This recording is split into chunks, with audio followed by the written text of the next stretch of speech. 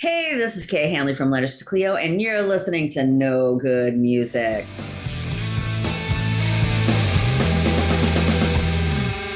Just living on a Sunday morning, got my toast and tea and I'm warming. I just thought I'd think about all the things to get and keep getting. Never rain out on another, never ending. I just thought I'd think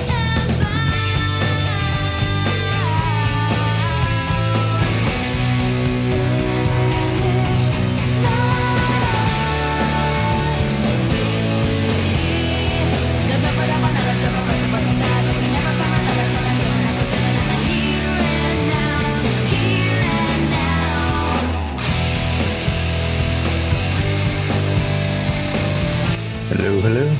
Hello there. You look like a Lego figure. I am a minifig. Hi, how's it going? Good.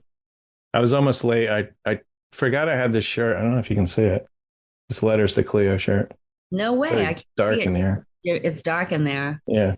but I'll believe you. It's the one that says it has two dates on it. Brooklyn, Boston. I think I got it from the website. All right. I think that's from 2023. Yeah, that sounds Yeah. right. You're in California, right? Yes. Yeah. You've been there a long time, right? 21 years. Yeah. Okay. Yeah. We moved out here when the kids were wee, and now they're hmm grown. I want to go back to the beginning. You grew up in Dorchester, Yeah. Massachusetts, and I found out something interesting if it's true because it's on Wikipedia. You never know. You grew up across the street from the Wahlbergs. That's true.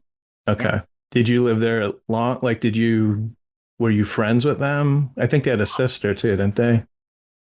Or maybe it I was mean, just there were boys. 9 of them. Yeah, they had a lot of Oh. sisters. There's a lot of Wahlbergs. Yeah. So hmm yeah, we lived across this. We grew up across the street from each other. Um, you know, the whole 70s and early 80s and hmm until I mean, I think they moved to Savin Hill to another part of Dorchester and I forget when. But yeah, we were friends our whole lives. Yeah, okay. Yeah, you Spent probably went to school together. And yeah, all that. Yeah. let's talk about Letters to Cleo. Now, I had the first album. I had the second album. Hmm. And I love the band. I since those, first couple albums, I think I had the third album too, but I just like that sound, like your voice.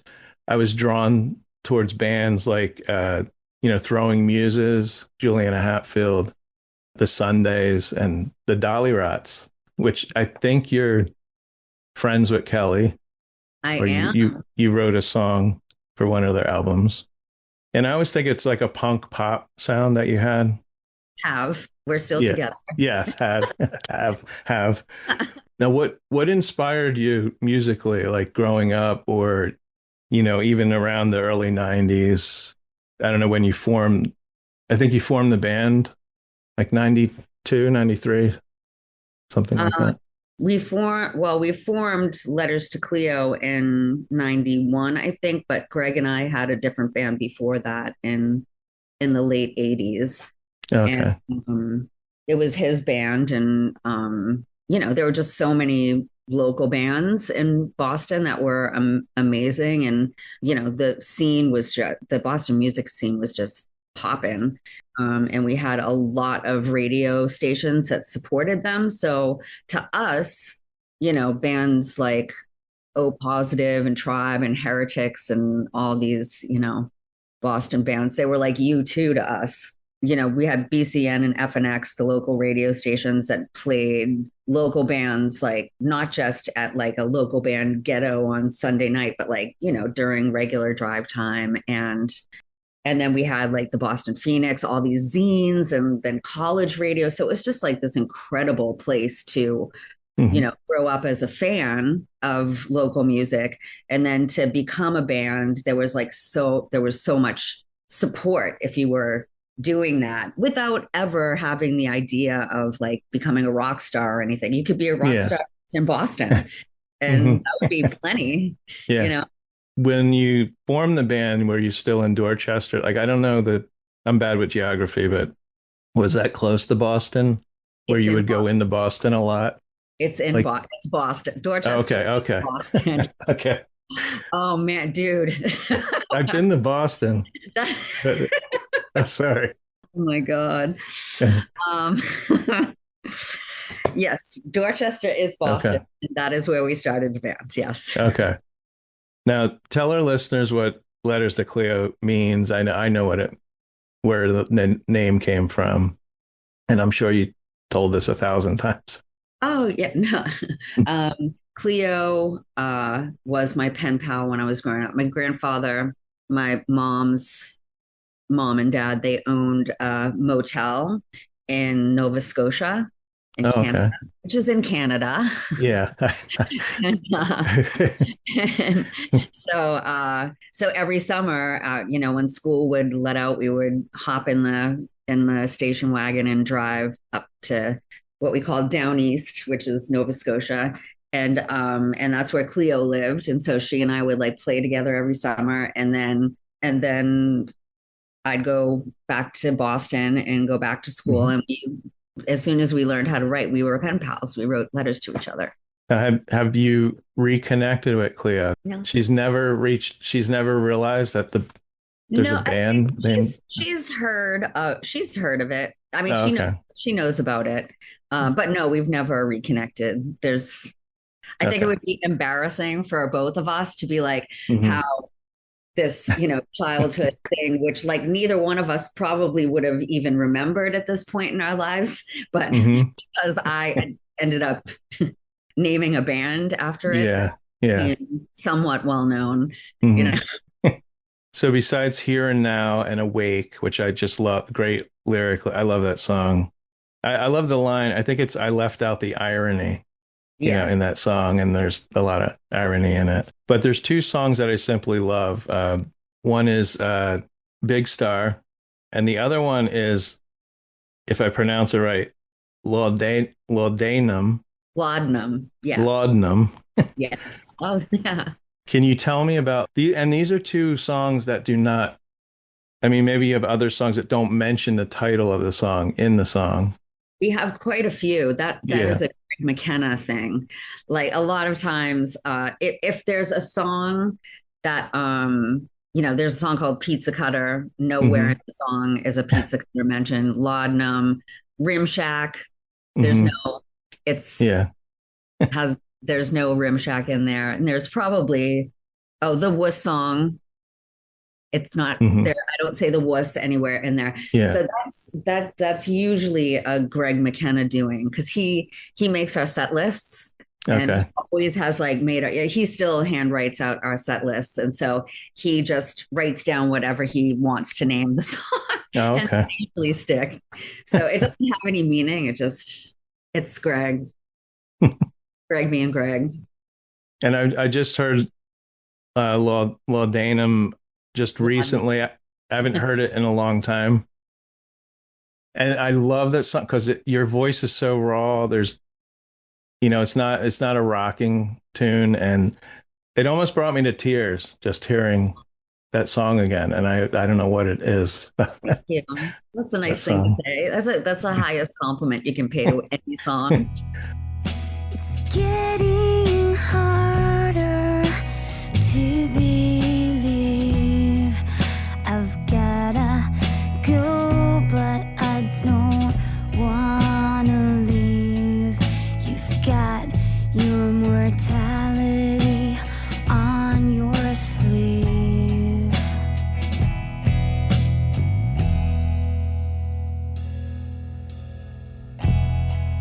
And if I'm something you've outgrown, you think that maybe I'd have known. Gotta wish I just known.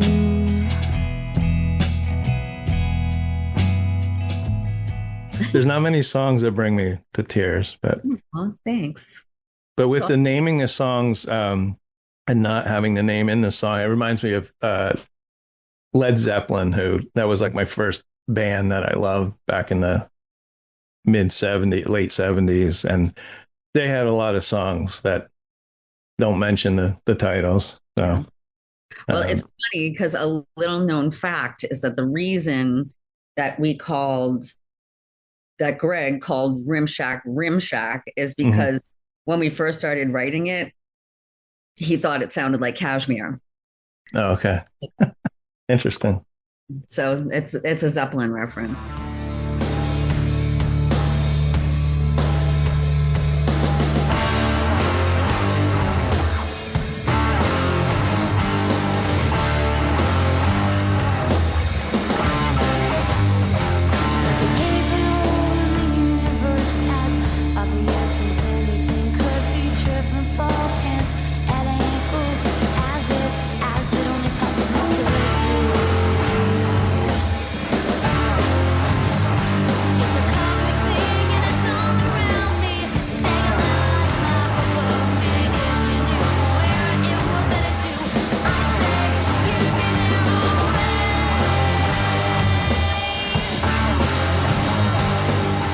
So I recently saw a video from the Jon Stewart show. Yes. You were wearing a Cheap Trick shirt. So I Hmm. want to talk about that's one of my favorite bands. I see. This, I have many hats, but I'm on my I think second or third hat in like 10 years or more. But um, and you guys did a cover of "I Want You to Want Me," Hmm. and that was for the movie 10 Things I Hate About You in '99, and also "Cruel to Be Kind" is on there too, right? Hmm. Yeah. Did you get to pick? Because I'm always interested. Did you get to pick the songs on the soundtrack? Like, how did that come Uh, about? not Do you remember? not usually. I mean, on that soundtrack and a couple of others that we did, we worked with a producer named Ralph Saul. He executive produced it and was the music supervisor on like a bunch of movies in the 90s, like those kind of teen rom-coms. Hmm.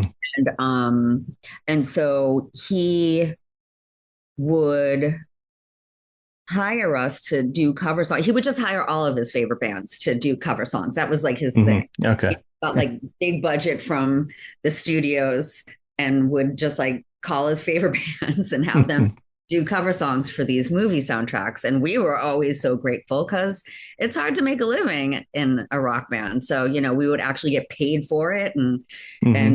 um on usually he had what like he had songs in mind that he wanted us to do. Like I think for the craft, he specifically wanted us to do Dangerous Type. And Hmm. and then for 10 Things I Hate About You, I think we recorded like 6 or 7 different songs for that. And I'm not sure, I'm sure we had opinions about that, but I'm pretty sure Ralph probably had those in mind. But I Hmm. mean, we always wanted to cover "I Want You to Want Me," so that was Yeah. not. I don't know who came up with that idea, but if it wasn't us, we definitely did not put up a fight. Hmm. So is that one of your favorite? I would assume it's one of your favorite bands, Oh Cheap yeah, Trick. Okay. yeah, yeah, I've interviewed Dax, who's Rick's son. yeah. He's a really nice guy. Yeah. I know Dax well. Yeah, and he kind of knows me now, which is kind of That's weird and kind of cool. Like for me, because I mean, I play guitar, but I'm not in a band or anything like that. But you but know, you clearly know music and yeah, I you're just don't know you're geography. But you're in the periphery. Well, you don't have to know really geography unless you yeah, go on tour with a band, and then you'll learn quickly. yeah. Probably the only reason that I'm good at geography is because I've toured the country so much. Hmm. And now with the maps on your phone, you Yeah, never really get lost unless your phone that's dies. true. That's true. So you were in the movie Hmm. 10 Things I Hate About You. I just watched that scene. And what can you tell me about that experience? Like this was Heath Ledger's third. I'm not going to say it's his third film. I think maybe he did films in Australia before this. I'm not sure, but it's the third American I was film. I thought he told me it was his first American film. Oh, there's two before that on Internet Movie Database. I don't know. So tell me about that, like, because the band, your whole band is in the movie. You're Yes. playing at a dance, Yeah. but it's an odd scene though because it shows Heath Ledger and Julia Stiles, and you come off the stage and sing like a verse Hmm. to them. I mean, it was really fun. I think we shot that scene 3 or 4 times, and I didn't, Julia and Heath were not. I mean, I only knew them from this movie. Like they weren't Yeah, famous actors or anything. And none of the actors were famous. So it wasn't like, ooh, it wasn't a yeah, where everybody was like, don't go near the actors, hmm, don't look them in the eye. There was none of that. There was no, it was a pretty loose, relaxed set. yeah. And we, that first day, I guess we did the prom scene, and it was just really sweet. And I would just, but I'm not like an actor, so the idea of like walking up to them, I mean, when I watch that scene, I look really like stiff and uncomfortable and self-conscious, Yeah. because Hmm. as I am, because there's Hmm. like all these like huge cameras there, and it's not familiar to me. But the actors were just so sweet and so kind. And in that scene, we were actually in that scene, I was performing with Save Ferris. Save Ferris was the band that was on stage. And Okay. then Letters to Cleo played in another scene at Club Skunk when they go out to see Heath Ledger is there kind of like stalking Julia Stiles a little bit to like, Hmm. know. And so we played, that was us playing there in the club scene. And then we're on the rooftop at the end of the movie. And that was crazy because we were like really, really like on the top of a huge, enormous school, like overlooking the Puget Sound. And it was windy and there was only chicken wire around the stage. Wow. It was terrifying. Now, did this get you noticed for Josie and the Pussycats? Like, did that No, one thing lead to another? Or no, no, the band okay. broke up after that. Oh, okay. The band broke up before 10 Things came out. No, Josie came about because my friend Dave Gibbs, who was in Letters to Cleo's like brother band in Boston, this band called Gigolo Aunts. He I've had, I've heard of them. Hmm. yeah. So he had moved to LA. Oh, we played at those 2 shows of the shirt that you're wearing with Gigolo Okay. Aunts. So Dave had moved out to LA and he was like working with, he became friends with these filmmakers who were doing a remake of, they had written a script for Josie and the Pussycats, and they kind of had hire Dave to go out and like find songs for the movie and write songs and with Hmm. people, and he wrote songs with the directors, and Babyface was the executive producer Okay. on the soundtrack songs. And so he had hired a young woman from Atlanta to actually be Josie. And Dave was like, "Oh my God, you got to get my friend Kay to come out here. She'd be awesome to be the voice of the Pussycats. She'd be perfect." Hmm. And so I had just had a baby, and I had an 11-month-old. I wasn't like out on the road or anything. So I was like, yeah, I'll come out to LA. So my ex-husband and our 11-month-old daughter, we flew out to LA and for me to be the Pussycats. And then right when I got there, they had to let the original Josie go because she was like, not because she was bad, it was because she was fucking amazing. She was so Hmm. good. And when they recorded her voice and Rachel started like lip syncing, it was Hmm. just impossible that this Uh-huh. voice was coming out of Oh, Rachel. okay. So they had to let her go because of that, and Yeah. which was terrible and upsetting, but great for me because I was there. So, after, I mean, I did have to like audition and stuff. I would not have done that on my own. Like auditioning for things is really not, Hmm. I don't like that. I'm Yeah. not good at Hmm. it. And, but Do you know who else they were thinking about getting mhm, to sing? mhm. Can you tell me? No. Okay. Okay. I think most people, though, not most people, some people don't even know that that's not her singing. I mean, the Yeah. movie came out a while ago. But I was What? talking to someone just yesterday and I mentioned I'd be talking to you and I mentioned the movie and they had no clue, if you don't look at the credits and all Yeah, that. that's fine with me.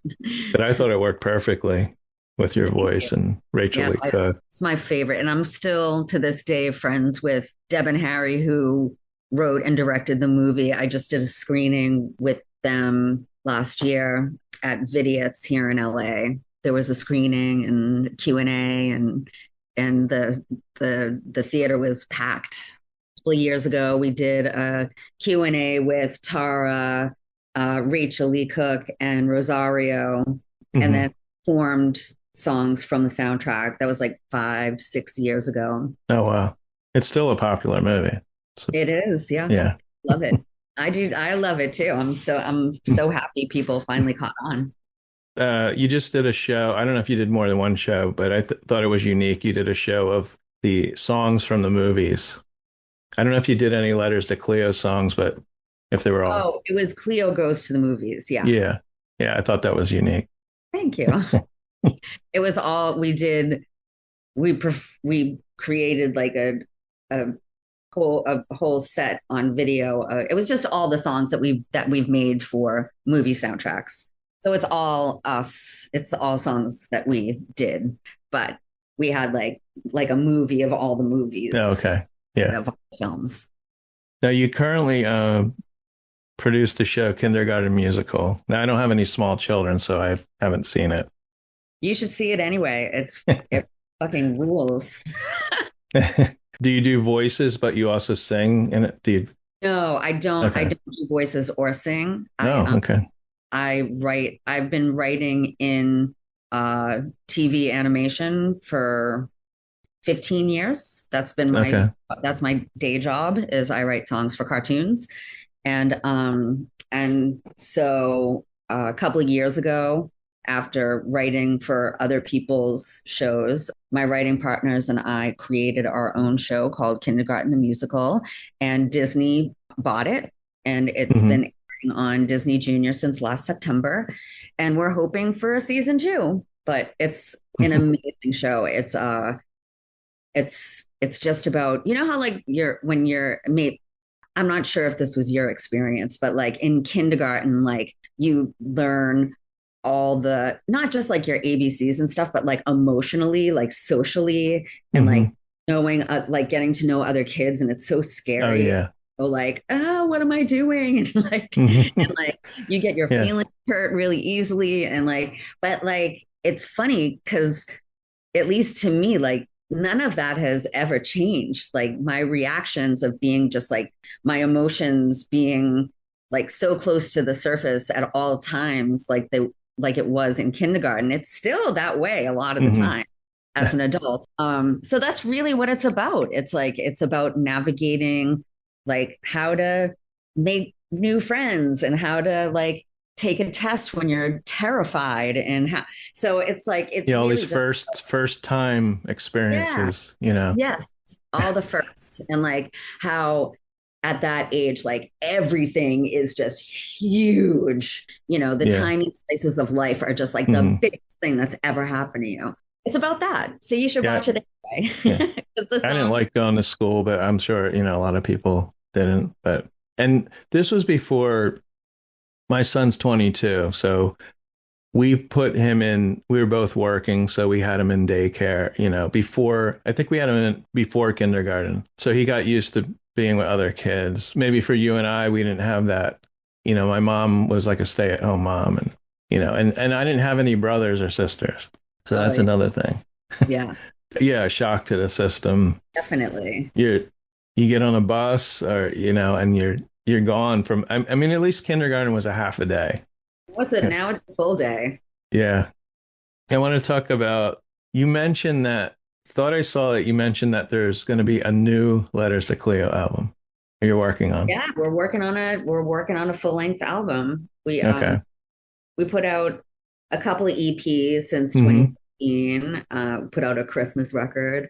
So we've done like a bunch of stuff because we go on tour every November, and so we like to have something we like to have something new for people so that it's not like we're just coming to take your money, you know. Yeah. So we always have like new merch and posters, and we hopefully have like a new song or we have a theme like Cleo goes to the movies, and we like make it Hmm. a thing.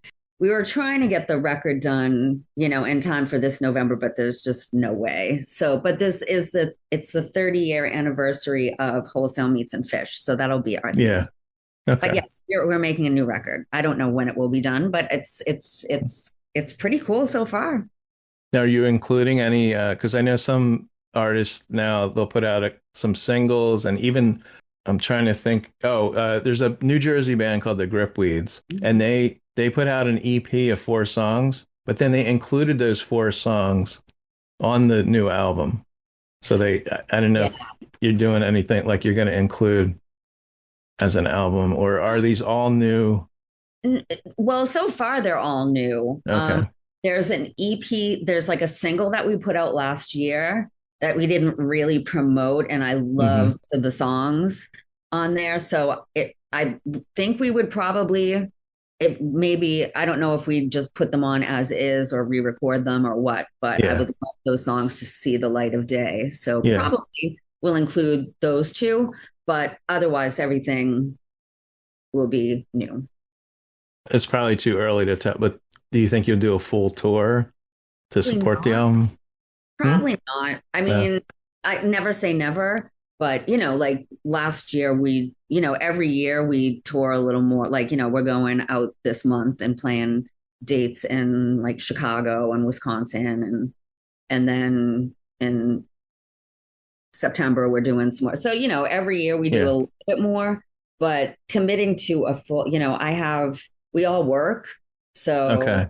Stacy's like tour manager for or musical director for like Olivia Rodrigo and Miley Okay. Cyrus. And, you know, I have a Yeah. full-time job working in TV, and Michael is a professor and Greg is an engineer. You know, it's like we all have, it's kind of, it don't think we'd really be able to. I mean, going on a full tour, it's like it's really, really time consuming to tour the United States. So, And as you get older, I mean, you're not as old as me, but it can be grueling. It depends on traveling in a van and all that. And it's honey, we're not traveling in a fucking yeah, van. that's what I'm saying. Yeah. That's the other thing. If I have to go in a van, I'm not going. You can come to New Jersey though. That's not too far. Michael from Cleo he's from North Jersey, Okay. not from South Jersey. Where, There's a great venue. It's a church. It's in Montclair. It's mm-hmm. called Outpost in the Burbs. Okay. It's a functioning church, but when they have concerts, it's called out. I don't know why it's called Outpost in the Burbs. That sounds cool. Rock bands have played there in the church. It's great acoustics. I saw Beth Orton there Oh wow, yeah. last year, and I just saw this girl Emma Jen Clark, who I interviewed. She's from Australia and she moved to Nashville. Oh cool. Um, Now I wanted to talk about the upcoming shows. You're playing Wisconsin on the Mm-hmm. 24th, X-Ray Arcade, and Mm-hmm. 25th Subterranean, Chicago. Mm-hmm. But you're playing a music festival. I don't know if you've ever played a festival, don't take offense, but have you ever played a festival this big? That's in September. It's the That. Ocean Oh yeah. Calling Festival. We're also playing Wicker Park Fest Okay. right after Subterranean. So I was like, Yeah. is Wicker Park Fest a huge festival? But you're talking about the the The one one that's in Ocean City, Maryland. right. Yeah. No, we used to do them all the time. I mean, Hmm. the '90s festivals were Oh yeah. Okay. crazy. Like, and I mean, we did one where we headlined. It was the Hemp Fest. It was like a Oh, legalization okay. on the Heard of Boston that. Common. There were 70,000 people there. Oh wow. Okay.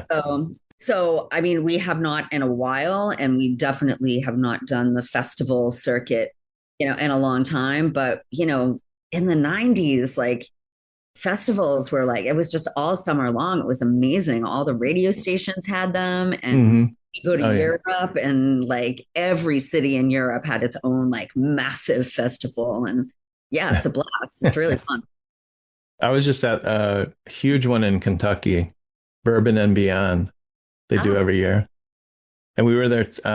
It was Thursday through Sunday, but we only went 2 nights because, standing, and we were there 12 hours the first. And the 2 nights we were there, it was 40,000. And that Saturday it was 60,000. mm-hmm. And that was the biggest festival in Kentucky. But I saw Matchbox 20. I saw, Dave Matthews Band, like Sting, Beck. It was like Wow. my friend wanted to go, and I'm like, okay. So we took a road trip, and that was great. Nearly killed us though. I'm serious. It was like 95 degrees, Oh, no shade. Yeah. Anyway, unfortunately, I've never seen you guys live, but I've waited like 30 some years to tell you this. My friend and I, Tim Panovac, lived in Boston, and I would go visit him. And we were walking in Boston the one day, mhm. and you and another bandmate, I don't know who, but we're sitting outside at an eatery. My friend recognized you. Maybe your hair was a different color, but I loved your band so much that I didn't even know what I would say to you. So so I love that you're talking to me today. And Oh, what a sweet thing to yeah. say. He said he saw you guys. He lived in Boston now, so he saw a lot of Yeah. good bands. Listeners can go to your website. Let's see here, and it's letters to Cleo.net, I think. Yeah. Yeah, I think and you took too long to we had letterscleo.com, and then I think when the band broke up, we just never bothered to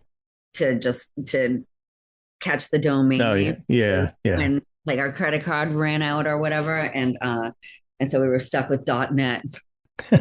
But you have you have shirts on there. You have Oh yeah, I think you have an autographed poster of.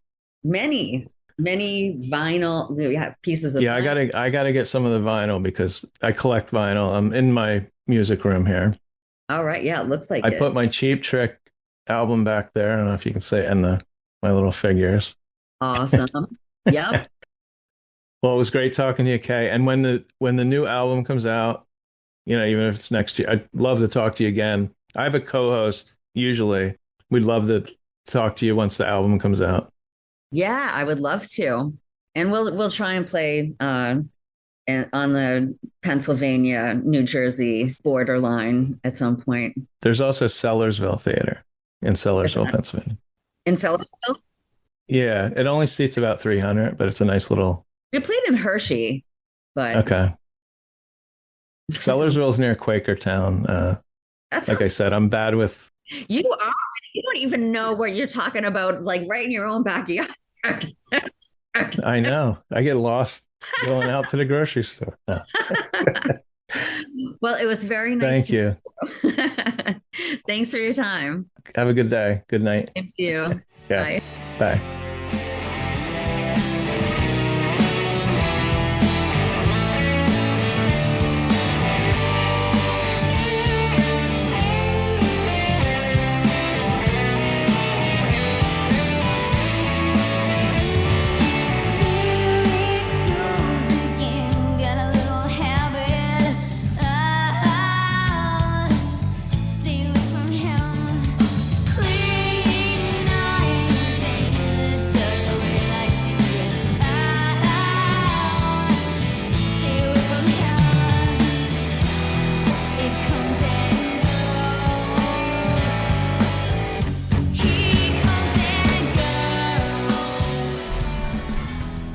You've been listening to No Good Music. Today's interview was produced and edited by Rob J. Lilly and recorded via Zoom at the Did You Say 7 Studios in Washington, New Jersey. You can find No Good Music on Apple Podcasts, Podbean, Spotify, Pandora, and almost anywhere you listen to podcasts.